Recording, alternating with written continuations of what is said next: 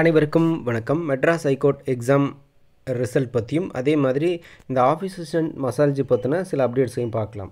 குறிப்பாக சொல்லணும் அப்படின்னாக்கா, இந்த ஆஃபீஸ் அசிஸ்டன்ட் இந்த மாதிரி போஸ்டிங்ஸை பொறுத்தவரை பார்க்கும்போது 2 விஷயங்கள் இருக்குது. கடந்த ஆண்டு ஏப்ரல் மாதத்தில் வந்திருக்கக்கூடிய தேர்வு நடந்து முடிஞ்சிச்சு. அதுக்கான இறுதிக்கட்ட ப்ராசஸ் அப்படின்னு சொல்லும்போது அவங்களுக்கான செலெக்ஷன் பட்டியல் இன்னும் ரிலீஸ் ஆகலை, ரைட்டா? ஸோ அந்த ரிசல்ட்டே இவ்வளோ டிலே ஆகுதே அப்படின்ற மாதிரியான கேள்வி எல்லாருக்கும் இருக்கும். ஸோ அதை பற்றின அப்டேட் பார்க்கலாம். அப்போ இப்போ ரீசெண்ட் டைம்ஸில் வந்து பார்த்திங்க அப்படின்னாக்கா, ஆஃபீஸ் அசிஸ்டண்ட்டு இந்த மாதிரியான போஸ்டிங்ஸ்க்கு எல்லாமே ஒரு நோட்டிஃபிகேஷன் ஆனது வெளியிடப்பட்டது. ஸோ 8th குவாலிஃபிகேஷனில் வெளியிடப்பட்டது. ஸோ 12th தான் அது மேக்ஸிமம் எஜுகேஷன் குவாலிஃபிகேஷன் சொல்லப்பட்ட விஷயங்கள் இருக்குது. ஸோ இதை பற்றியும் டீட்டெயிலாக பார்க்கலாம்.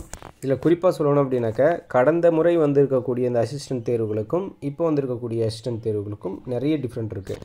லாஸ்ட் டைம் வந்திருக்கக்கூடிய இந்த ஆஃபீஸ் அசிஸ்டன்ட் லெவலில் இருக்கக்கூடிய போஸ்டிங்க்கு விண்ணப்பித்திருக்கக்கூடிய போட்டியாளர்கள் பார்க்கும்போது டிகிரி, எம்எஸ்சி அந்த மாதிரி நிறைய படிச்சிருக்கக்கூடிய நபர்களும் இதுக்கு போட்டியாளர்களாக இருந்தாங்க.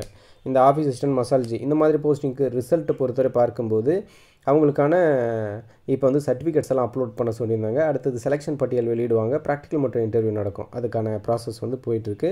இந்த பட்டியலானது இப்போ வர்றதுக்கு உண்டான மே மாத தொடக்கத்துலேருந்தே வரும்னு சொல்லியிருந்தாங்க. ஆனால் இது வரைக்கும் வரல. ஸோ அந்த ரிசல்ட் வந்து ஓரிரு தினங்களில் வெளியாகலாம் அப்படின்ற மாதிரி எதிர்பார்க்கப்படுது.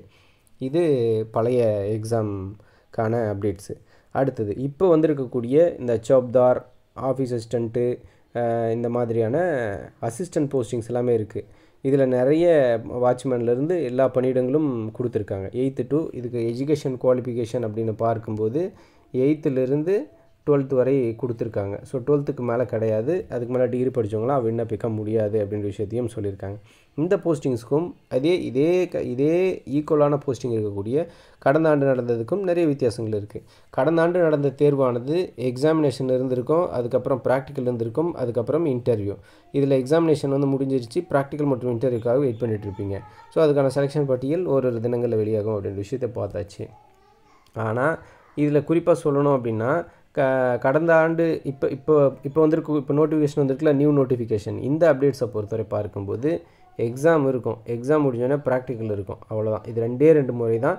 இன்டர்வியூ, சர்டிஃபிகேட் வெரிஃபிகேஷன், இன்டர்வியூன்னு ஒன்று கிடையாது. ப்ராக்டிக்கலில் கேட்கக்கூடிய கேள்வி மட்டும்தான். சர்டிஃபிகேட் வெரிஃபிகேஷன் பண்ணுவாங்க. இதை தாண்டி இன்டர்வியூ ப்ராக்டிக்கல் இல்லாமல் சர்டிஃபிகேட்ஸை பார்ப்பாங்க.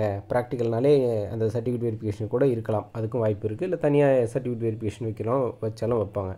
ஸோ இதுதான் இதுக்கான ப்ராசஸ். அதே மாதிரி எக்ஸாமினேஷன் மார்க்கும் பார்த்திங்க அப்படின்னாக்கா 100 மார்க்குக்கு வச்சுருப்பாங்க.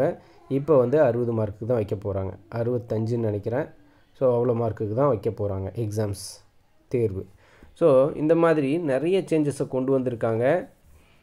அதே மாதிரி ப்ராக்டிக்கல்ஸ்லேயும் நிறைய சேஞ்சஸ் எல்லாம் கொண்டு வந்திருக்காங்க என்பது குறிப்பிடத்தக்க விஷயம்.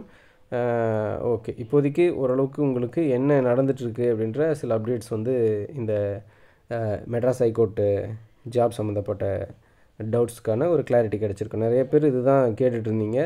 ஸோ இதில் நிறைய பேரால் விண்ணப்பிக்க முடியல. நிறைய பேர் புதுசாக விண்ணப்பிச்சிருக்கீங்க. எப்படி படிக்கிறது, என்ன ஏது அப்படின்ற மாதிரியான நிறைய கேள்விகள் கேட்கப்பட்டது. ஸோ என்னென்ன சிலபஸ்லேருந்து எப்படி எது வரைக்கும் படிக்கணும் அப்படின்ற விஷயத்தெல்லாம் ஆல்ரெடி நம்ம தனி ஒரு வீடியோவிலே சொல்லியிருக்கோம். அகைன் வந்து அதை பார்க்காதவங்க பாருங்கள், டிஸ்கிரிப்ஷனில் அதுக்கான லிங்க் கொடுக்குறேன். ஸோ அடுத்தபடியாக பார்த்திங்க அப்படின்னாக்கா, மெட்ராஸ் ஹைகோர்ட் ரெக்ரூட்மெண்ட் போர்டு பொறுத்தவரை ப்ராசஸ் அப்படின்றது ஓரளவுக்கு ஜென்யூனாகவே கரெக்டாக அந்த இதில் நடக்கும். சில எக்ஸாம்ஸ் மட்டும்தான் வந்து இப்படி டிலே ஆகியிருக்கு. ஒருவேளை எப்படி சொல்கிறது, வர மாமையாக கழுத போல் தேஞ்சலான்ற மாதிரி இதுவும் வந்து டிஎன்பிஎஸ்சி மற்ற தேர்வுகள் போல் மாத கணக்கில் இந்த மாதிரி பண்ண போகிறாங்களான்னு தெரியல. ஆரம்பத்தில் நல்லா தான் பண்ணிகிட்டு இருந்தாங்க. இப்போ இந்த ரெக்ரூட்மெண்ட்டும் கொஞ்சம் இப்படி தான் டிலே ஆகுது. அது ரீசன்ஸ் வந்து இப்படி தான் போயிட்டுருக்கு. இதை பற்றிய என்னுடைய பார்வையை சொல்கிறேன். நீங்கள் இதை பற்றி என்ன நினைக்கிறீங்கன்றது கமெண்ட்டில் சொல்லுங்கள். நன்றி.